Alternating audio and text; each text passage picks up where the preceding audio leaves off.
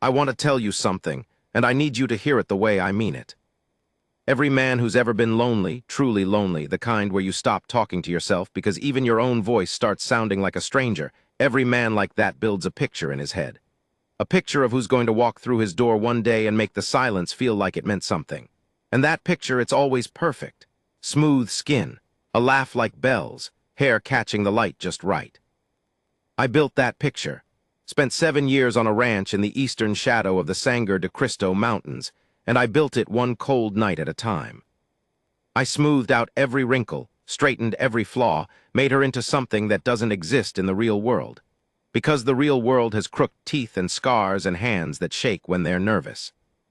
And then she stepped off a stagecoach on an October afternoon with dust in her hair, and a smile that pulled to the left like God had started drawing her mouth, and then changed his mind halfway through.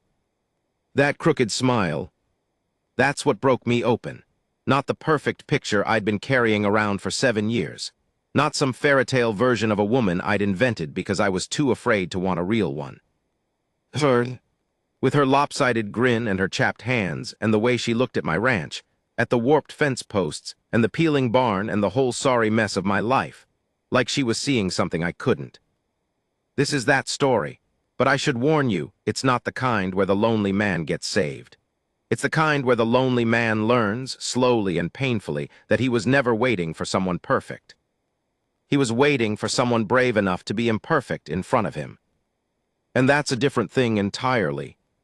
The morning she was supposed to arrive, I burned my last clean shirt trying to press it with a skillet. I should explain that I don't own an iron. Haven't owned one in 6 years, not since the handle broke off the one my mother left behind, and I threw the body of it into the creek out of frustration. Since then, I've pressed shirts by laying them flat under my mattress overnight, which works fine for a man nobody's looking at. But a man who's about to meet the woman he's been exchanging letters with for 4 months, a woman who's traveled 1,100 miles on his word alone, that man needs a pressed shirt. So I heated the skillet, and I laid the shirt across the table, and I pressed it down with the kind of desperate optimism that only a fool or a lonely rancher can summon at 6 in the morning. The cotton scorched in a perfect arc across the chest, a brown crescent like the skillet was signing its name. I stared at it for a long time. Then I put it on anyway because it was the only white shirt I had and buttoned my vest over the mark and told myself she wouldn't notice. My name is Silas Cade. I keep a ledger, not a diary. I want that distinction understood, a ledger. I've kept one since I was 19 when I took over this ranch from my father after his heart gave out while he was shoeing a horse named Bishop. The horse stood over him for 20 minutes, didn't move, just breathed warm air onto his face while he died. I wrote that down in the first entry. Since then, I've written down everything: rainfall, expenses, calf births, fence repairs, the date the creek runs dry, the date it comes back. Numbers, facts, things I can hold on to when the world feels like it's tilting. I had written down the day I posted my advertisement in the Rocky Mountain Herald. Honest rancher 34 seeks correspondence with respectable woman of good character with view toward marriage. Property, 640 acres, adequate house, steady water. Temperament, quiet but reliable. Appearance, unremarkable. That last word had cost me something. I'd written pleasant first, then crossed it out because I caught my reflection in the window and decided that was a lie. I'm tall in a way that doesn't look strong, just stretched. My nose was broken when I was 12 by a gate latch and it healed crooked. My hair is the color of dry grass, and I wear it too long because the nearest barber is in Las Cruces, which is a day's ride I can never justify. Unremarkable, that's what I settled on. At least it was honest. The letters started coming in November. 3 women responded. The first wanted to know how many cattle I ran and whether the house had glass windows. The second wrote beautifully but mentioned she was bringing 4 children, which is not a thing I'd been prepared for. The third was Clara. Her first letter was 11 lines long. She didn't ask about the cattle or the windows. She asked what the sky looked like at night from my porch. She asked if I had a dog. She asked whether I liked silence or whether it was just something I'd gotten used to. I sat with that letter for 3 days before I answered it. Not because I didn't know what to say, but because nobody had ever asked me a question like that. The difference between liking silence and tolerating it. And I needed to figure out which one it was. I wrote back, I think I liked it once.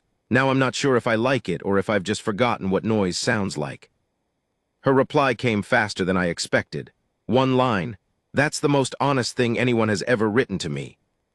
We wrote back and forth through the winter. She told me she was 29, that she'd been working as a seamstress in St. Louis, that her father had died the year before and her mother the year before that.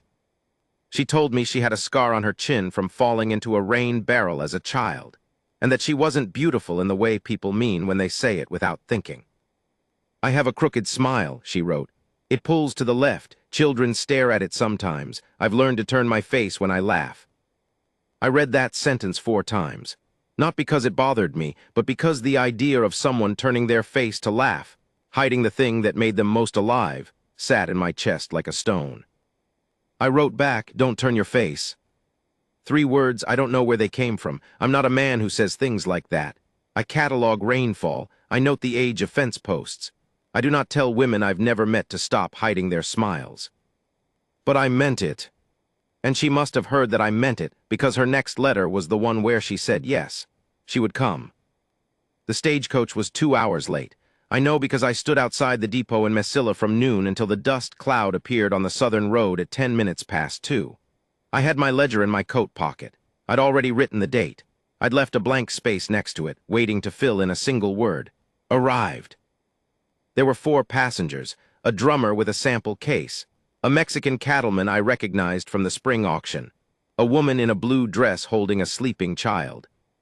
And her. She was the last one out. She stood in the stagecoach door for a moment, one hand on the frame, the other holding a carpet bag that looked like it had been repaired more times than it had been new. She was wearing a brown traveling dress with a cream collar that had gone gray from road dust. Her hair was dark, darker than I'd imagined, pinned up in a way that was already coming loose on one side. She was thin, not delicate thin, endurance thin, the kind of thin that comes from going without and not mentioning it. She looked around the depot with an expression I couldn't read. It wasn't disappointment exactly, and it wasn't hope. It was something in between. The face of a woman calculating whether she'd made a terrible mistake or the best decision of her life and understanding. She wouldn't know which for a long time. Then she saw me. I know she knew it was me because I was the only person standing alone, holding my hat in both hands like I was trying to strangle it, wearing a vest buttoned too high to hide a skillet burn. She looked at me the way you look at a horizon, not studying the details, just taking in the whole of it, seeing whether the shape is one you can live with. And then she smiled. I want to be precise about this because precision matters. Her lips moved to the right first. The right side went up the way any smile does, natural and expected, but the left side lagged. It caught like a gate on a stiff hinge, and then pulled up at a different angle, sharper, more sudden, creating an asymmetry that turned her whole face into something unexpected. Something that didn't match the careful, practiced expressions people wear in public.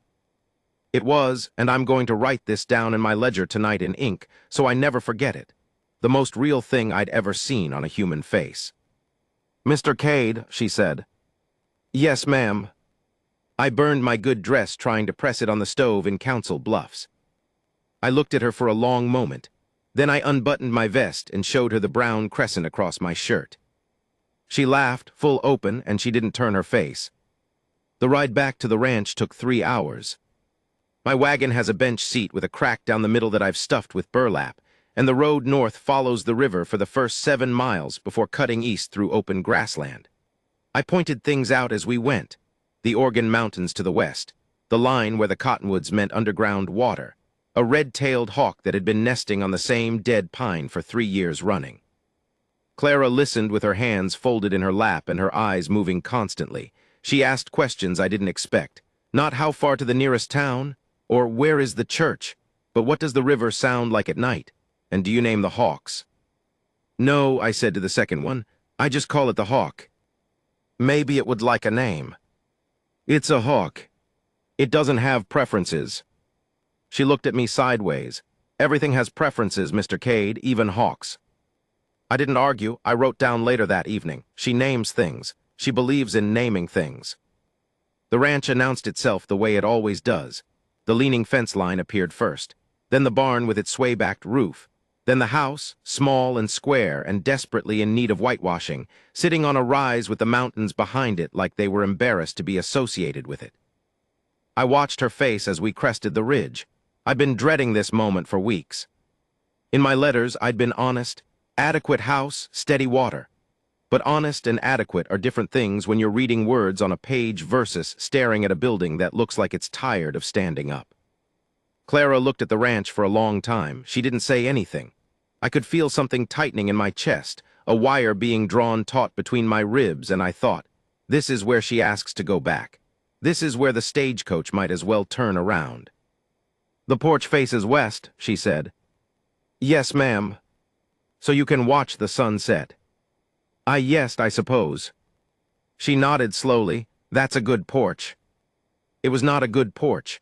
One of the posts was cracked, and I'd propped it up with a length of cedar that wasn't the same height, so the roof sagged on the north end. Two of the boards had rotted through, and I'd covered the holes with flattened tin cans nailed in place.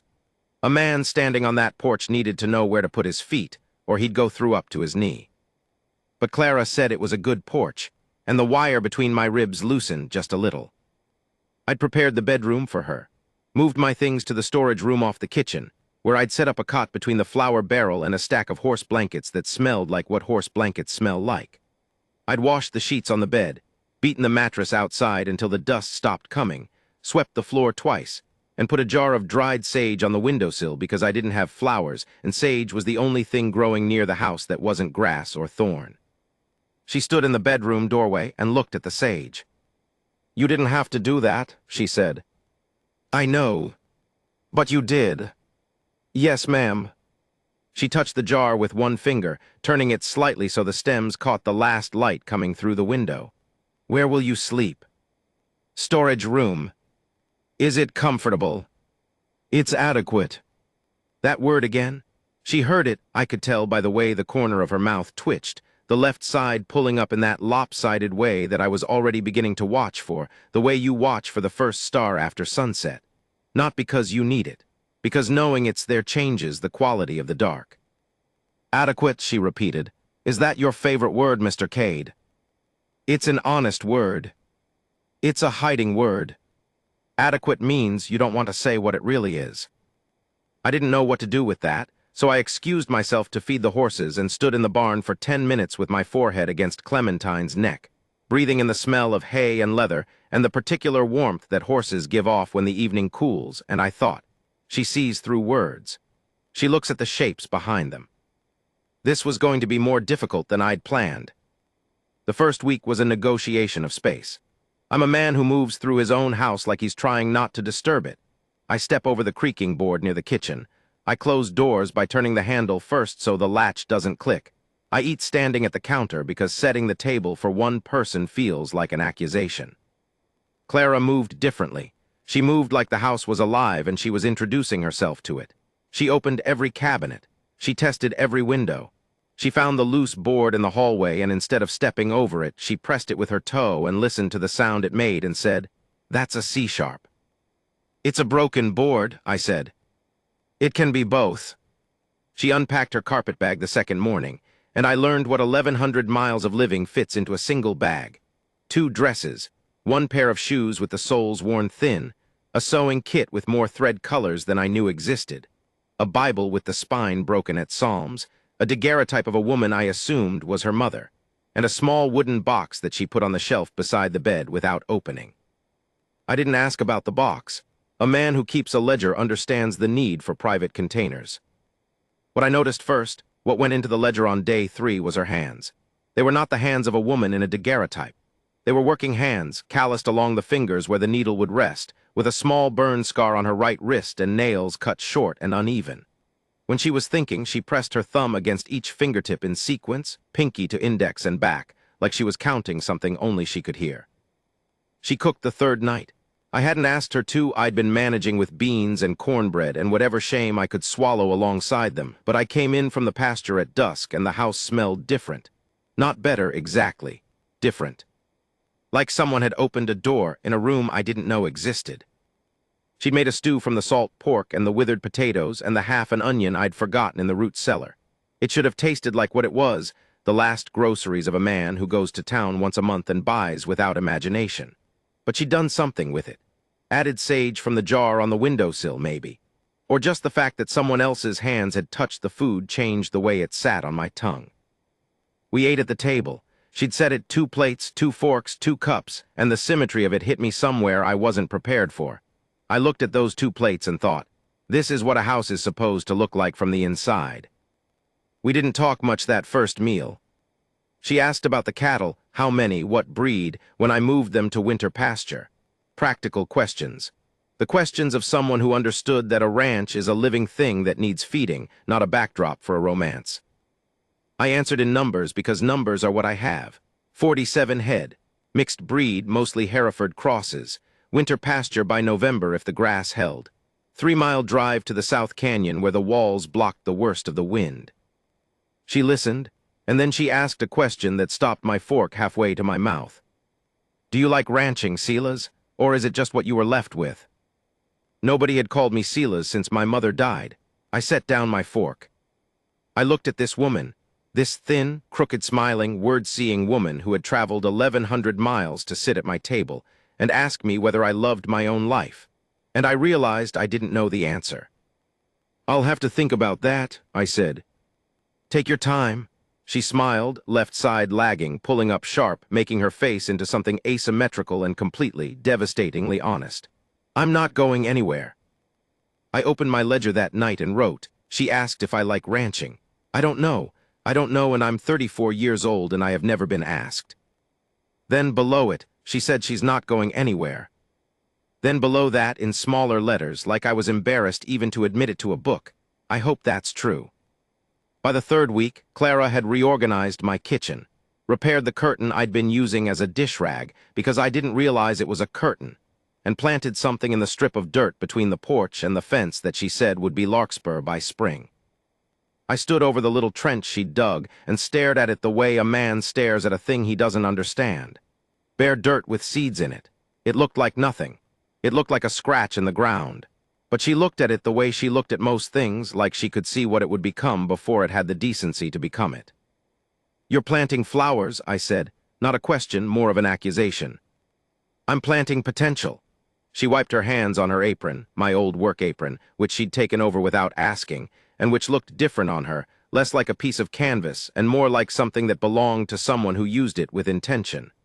A flower is just a seed that someone believed in. I wrote in my ledger that night, larkspur seeds, row along porch fence. She talks about seeds like they're people. Then maybe she's right. We had not yet discussed the obvious thing, the marriage, the actual legal standing before a preacher thing that was the entire premise of her being here. She slept in the bedroom. I slept in the storage room, my feet against the flour barrel and my back on a cot that was slowly reshaping my spine into a question mark. Every morning I woke up smelling of horse blankets, and every morning she was already in the kitchen, moving quietly, the stove lit, the world rearranged slightly from how I'd left it the night before. It was the rearranging that unsettled me, not because I minded less each day, which was the unsettling part, but because I had lived alone long enough that the topography of my life had hardened into fact. The cup goes here. The boots go there. The rifle hangs on those 2 nails, and the almanac sits under the lamp, and the chair faces the window because I've been looking out that window every evening for 7 years, and the view hasn't changed, but I keep looking anyway. Clara didn't move things dramatically. She shifted them. 1 inch here, 2 inches there. The cup migrated from the left side of the shelf to the right. The almanac appeared on the table instead of under the lamp. The chair, my chair, the one I'd worn smooth with 7 years of sitting, turned 3 degrees toward the door, so that when I sat in it I was no longer looking only out the window but also at the room. At her. 3 degrees, such a small adjustment, such an enormous difference. I should tell you about Coda because he becomes important, and because leaving him out would be dishonest, which is the one thing I've promised this ledger I would never be.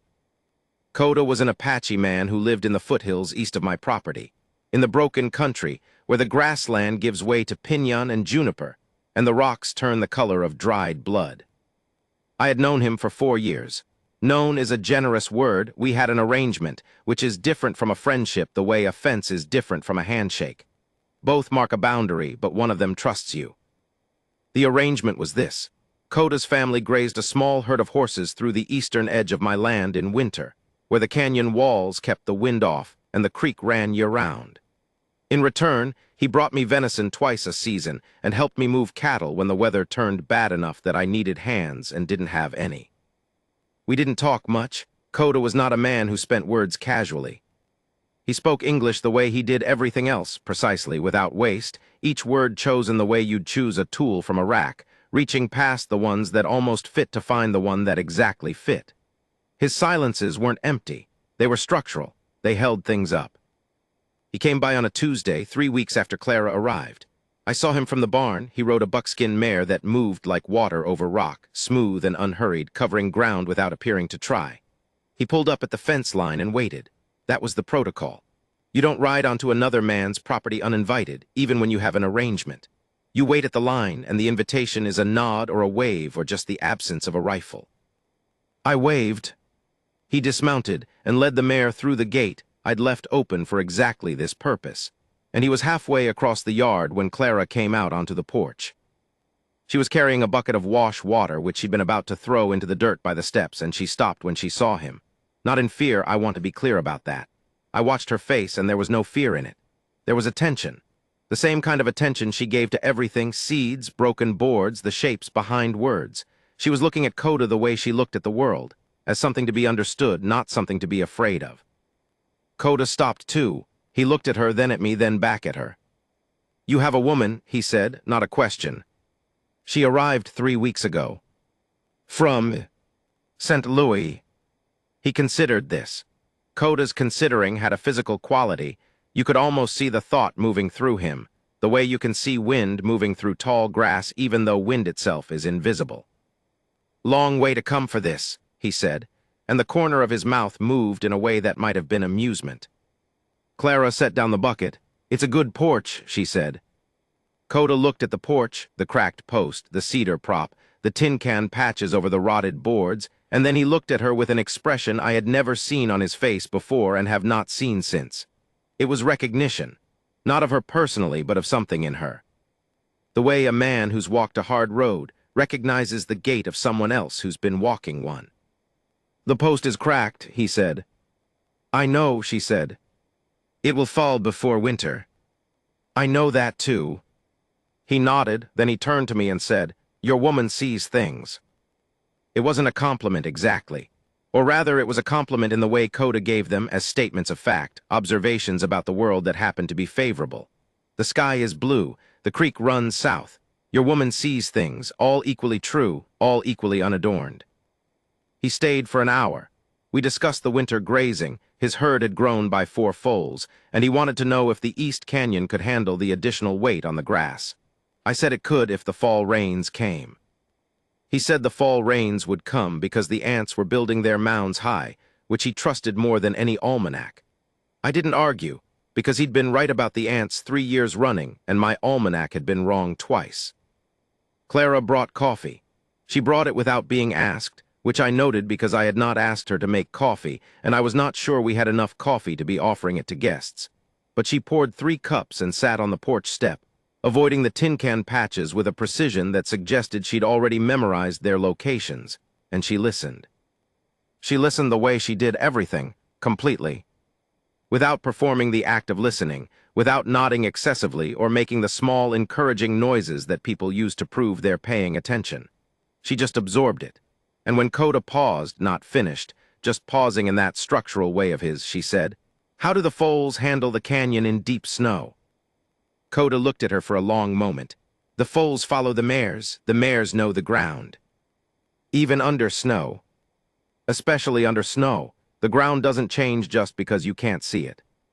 Clara turned that over. I could watch her doing it, the thumb pressing against each fingertip, pinky to index and back, the private counting of a thought being assembled. "That's beautiful," she said, and she meant it. Not as flattery, not as the polite response of a woman making conversation with a stranger.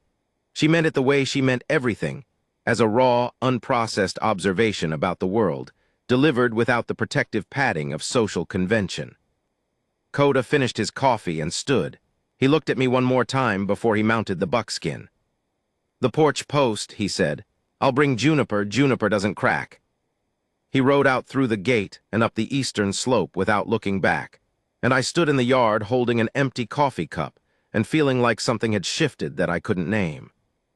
In my ledger that night, Coda met Clara. He said she sees things. He offered Juniper for the porch post. He has never offered to repair anything before. The porch post is where it started to change. Not the marriage, I don't mean the marriage, which was still this unspoken architecture that we were both living inside without acknowledging the walls. I mean me, the way I moved through my own life, the angle of the chair. Coda came back 4 days later with 2 juniper posts strapped to a mule.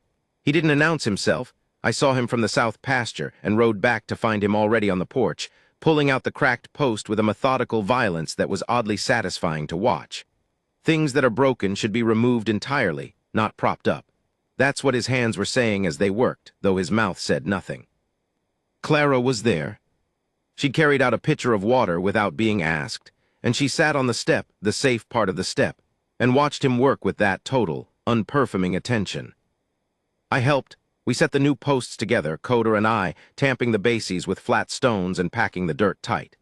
The juniper smelled sharp and sweet, like something alive that intended to stay that way. The grain was so tight you could barely see the rings, and when I ran my hand along the surface, it was smooth in a way that pine never is, dense and determined. "How old is this wood?" Clara asked. "This tree," Coda said, correcting her gently, not wood, tree, "was old before my grandfather's grandfather. Juniper grows slow. It waits.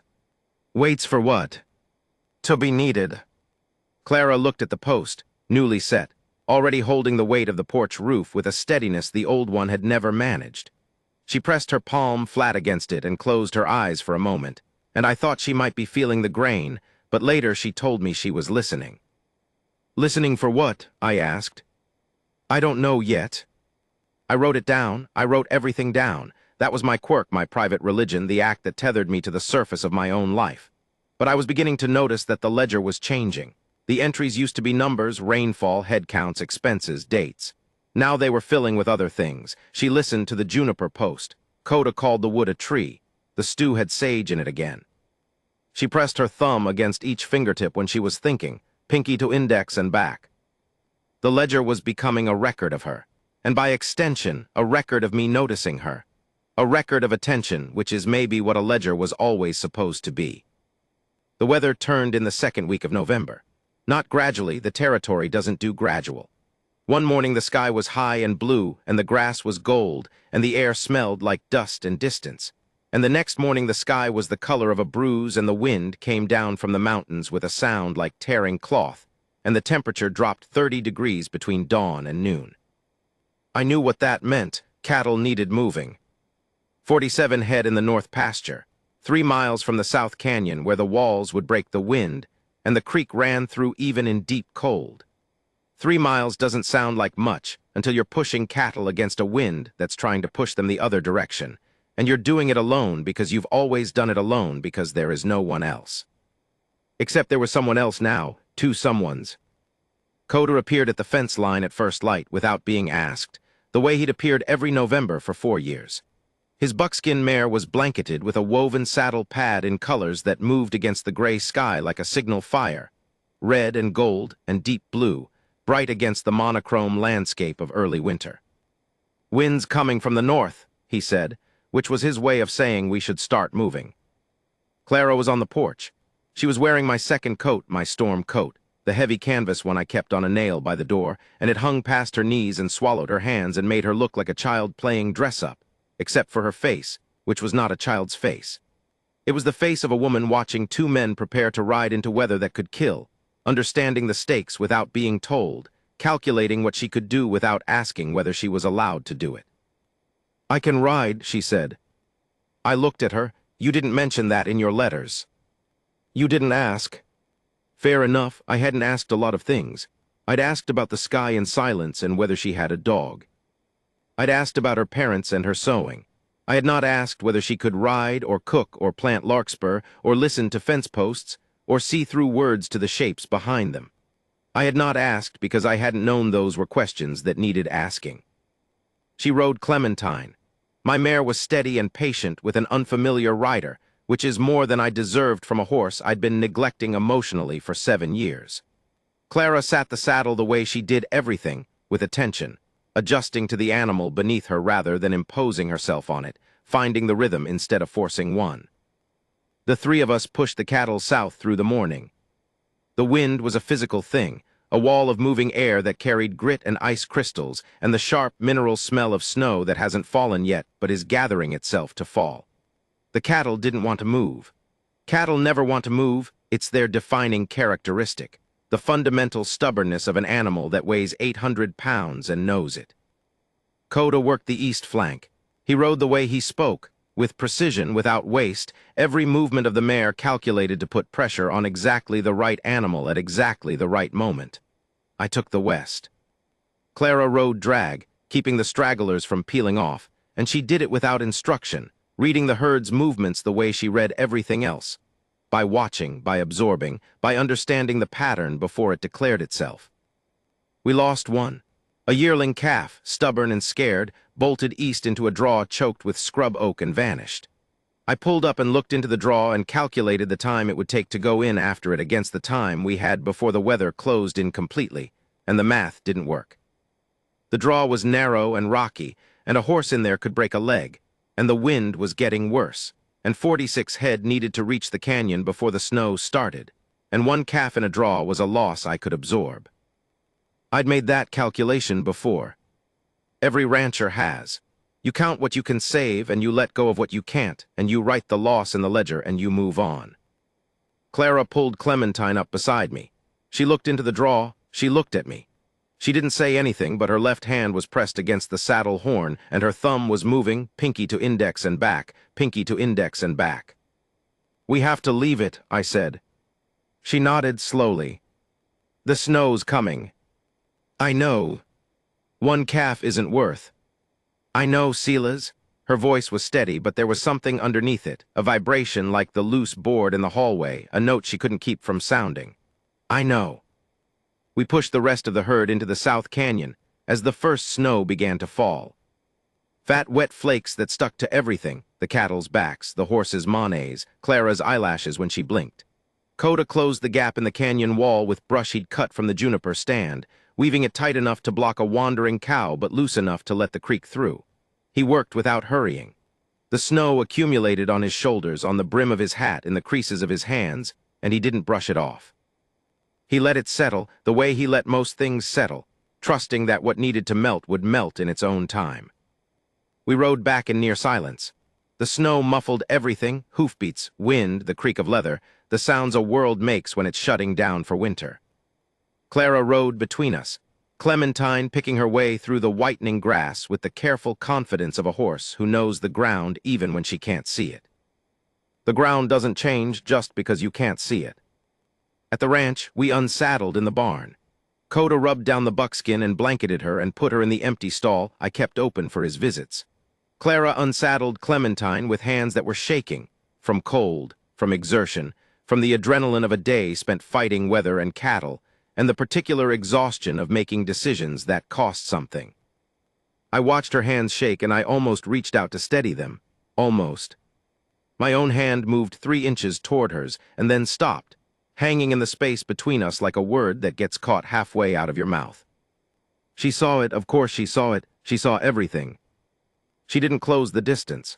She just looked at my hand and then at my face, and then she smiled, left side lagging, pulling up sharp, and she said, "Your hand's shaking too." I looked down, she was right, it was. In the ledger that night, sitting on my cot in the storage room, still smelling of horse and snow and the sharp sweetness of juniper, moved 46 head to the South Canyon. Lost one yearling calf to the east draw. Clara rode Clementine. She rides like she listens, completely without performing. My hand shook. Hers shook too. We didn't touch. Then below it, I wanted to. The calf came back. 3 days later, after the storm had passed and the sky had cleared into that deep, impossible blue that only happens in winter after a heavy snow, I went to check the canyon herd and I counted 47. I counted again. 47. The yearling was there, pressed against its mother's flank, looking thin and wild-eyed and deeply offended by its own adventure.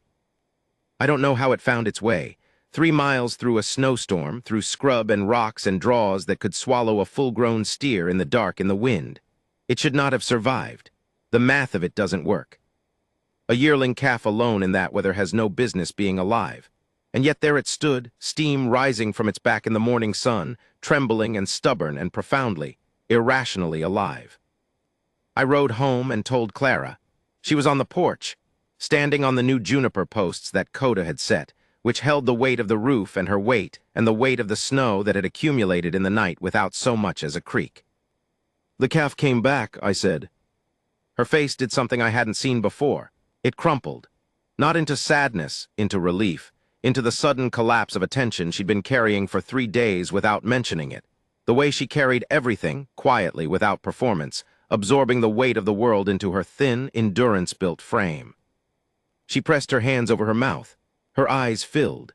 She laughed one short, broken sound that was not entirely a laugh and not entirely something else. "Good," she said behind her hands. "Good."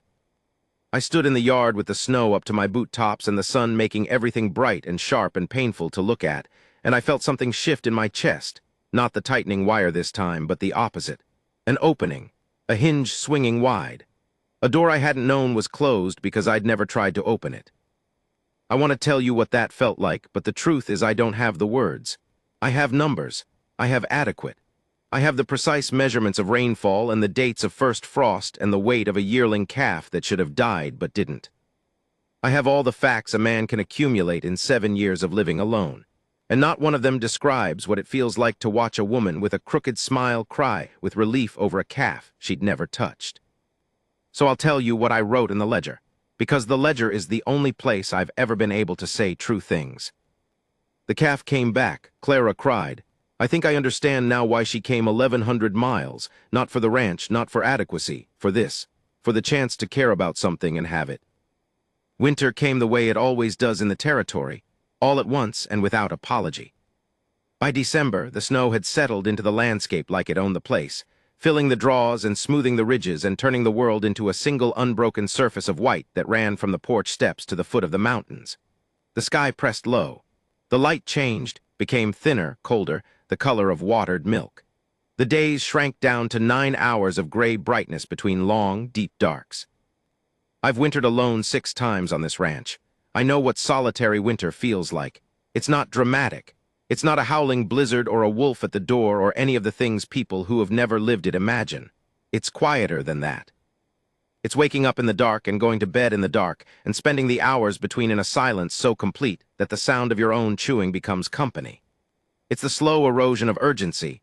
There is nothing pressing to do, nowhere to go, no one to report to or account for, until you realize that without urgency, you have to face the thing underneath it, which is the question of why you're doing any of this at all.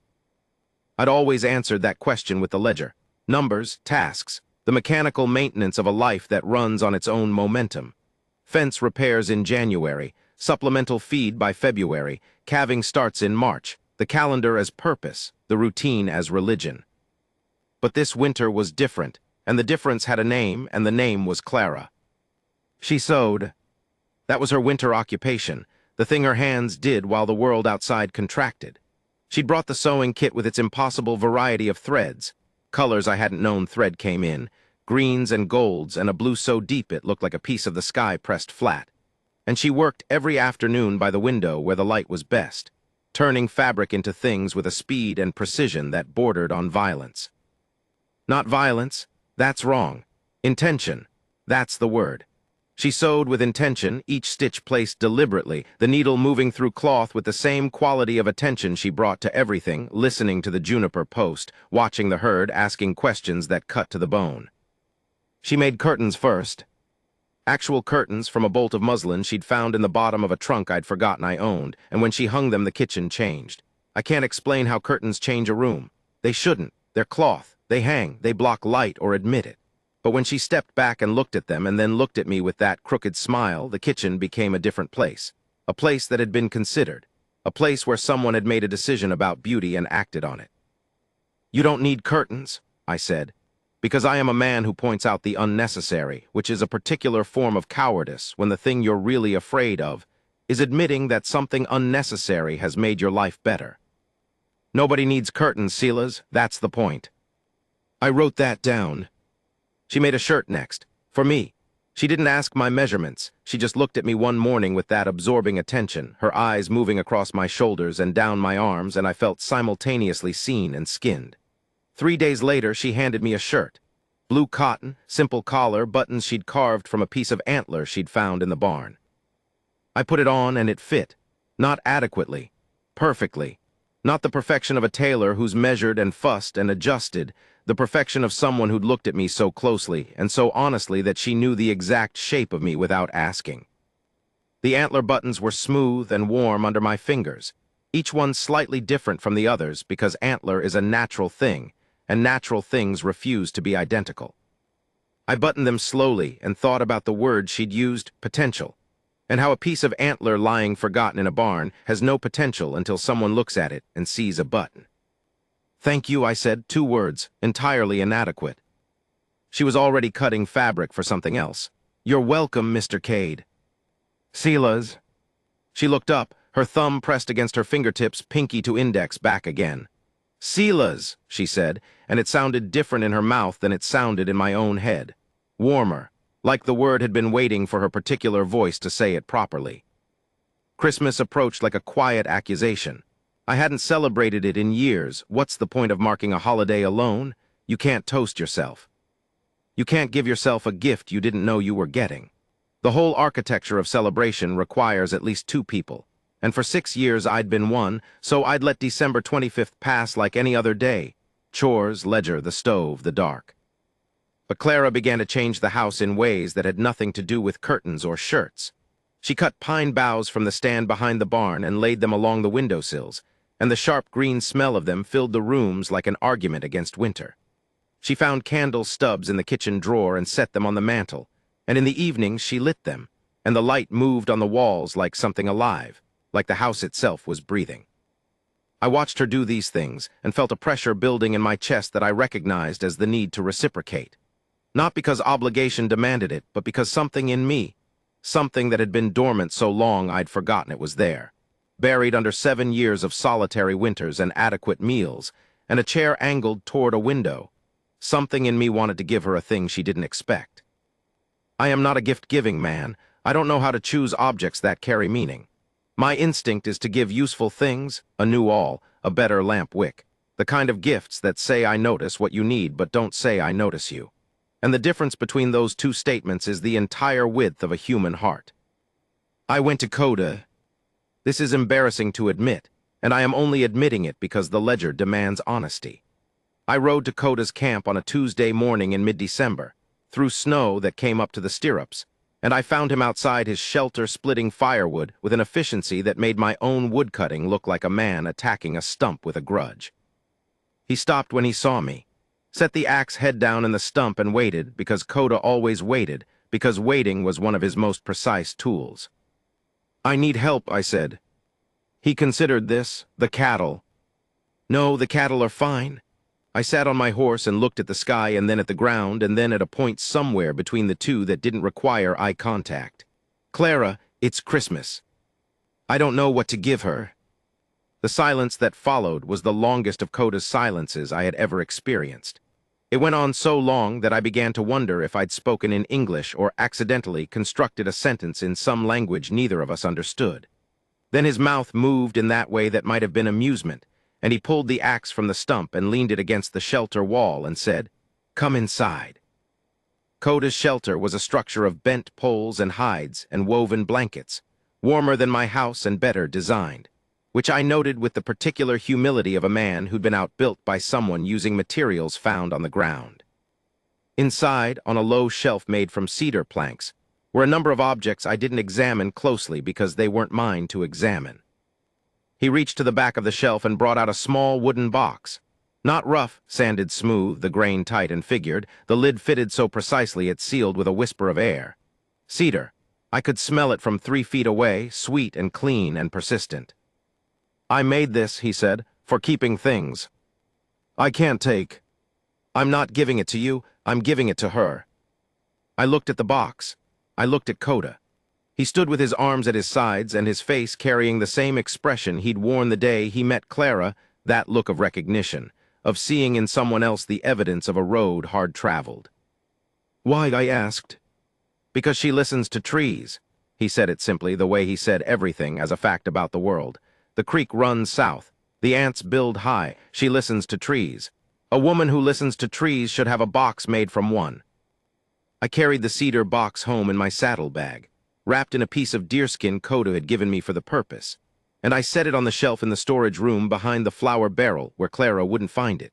And I sat on my cot and stared at the wall and thought about the fact that I had ridden through snow to ask a man I'd never called a friend for help with a gesture I didn't know how to make, and he had responded with the most thoughtful gift I'd ever seen.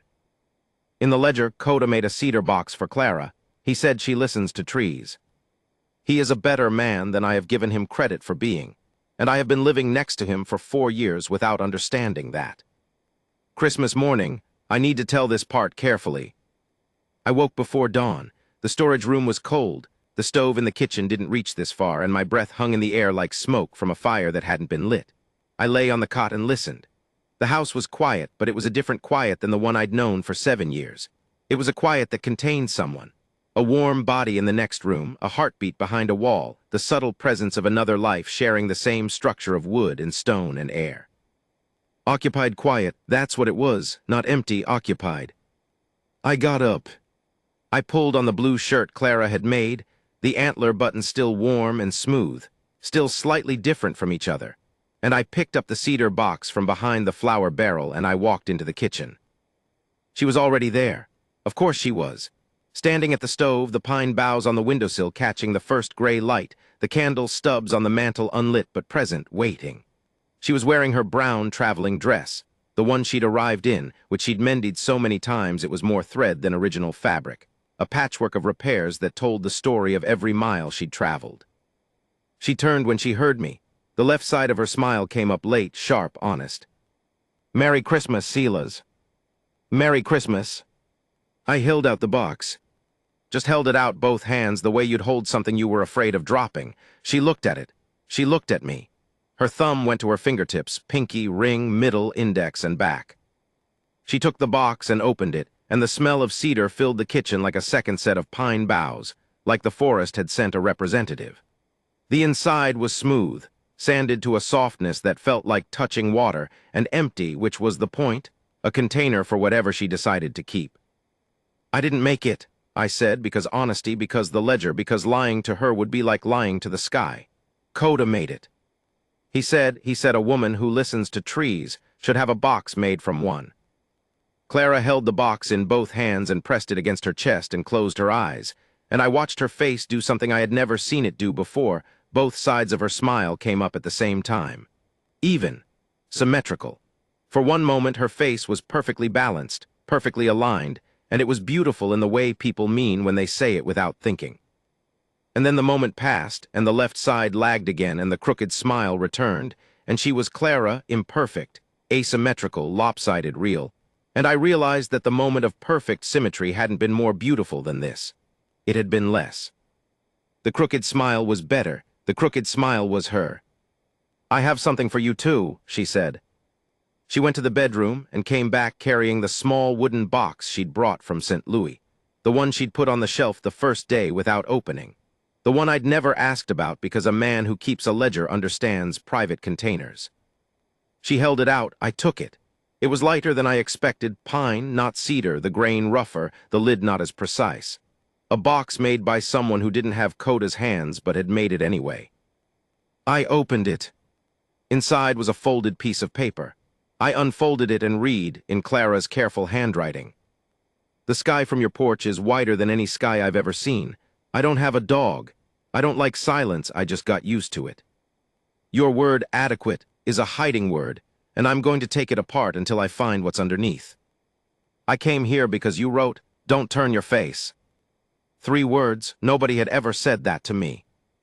I'm still not turning it." I read it twice. I read it a third time. The letters blurred because something was happening to my eyes that I refused to describe in detail because there are limits to what a man will put in a ledger, even an honest one. I looked up. Clara stood in the kitchen in her patched dress, holding Coda's cedar box against her chest. her crooked smile pulling left, her eyes bright and wet and unflinching. And I said the word I'd been avoiding. Not adequate, not honest, not unremarkable. A different word. A word I'd carried in my chest for weeks without examining it. The way you carry a stone in your pocket and run your thumb over it so many times you stop noticing you're doing it, until someone asks what's in your pocket, and you have to take it out and look at it and say its name. I could tell you the word. I could write it down the way I write everything down, in ink, in the ledger, in the permanent record of my own experience. But I think you already know what it was. The rest of winter passed differently than any winter before it. Not faster, time doesn't accelerate just because you're no longer alone. If anything, it slowed down.